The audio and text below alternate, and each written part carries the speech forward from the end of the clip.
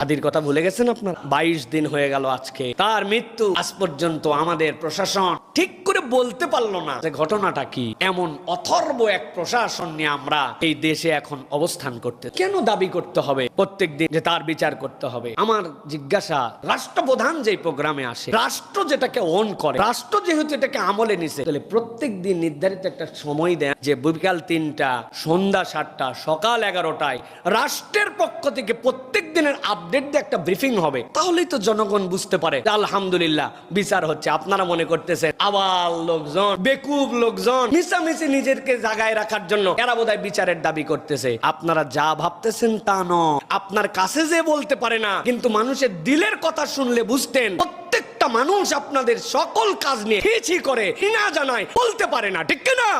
22 দিন হলো আপনারা ব্রিফ দিতে পারেন নাই। কোথার থেকে কে বলে পালায় গেছে, আবার কোথার থেকে বলে পুশ করে দিবে, আবার কোথার থেকে বলে অমুকে মারার নির্দেশ দিছে, তুমুকে মানাইছে, এআই দিয়ে ভিডিও বানায় সেটাকে প্রচার করেন। আপনাদের অনেক কিছু থাকে যেইগুলা পোস্ট থেকে নামায় দেন, যেইগুলা বন্ধ করে দেন, আইডি থেকে ডিলিট করে দেন, সকল ফেক ভিডিও আপনারা সেটাকে বাজারে রাখেন। মানুষের সন্দেহ তখনই বাড়ে যে আসলে কি বিচার করতে চান নাকি হাদিকে মানুষের অন্তর থেকে ভুলাই দেওয়ার পায়তারা করতেছেন।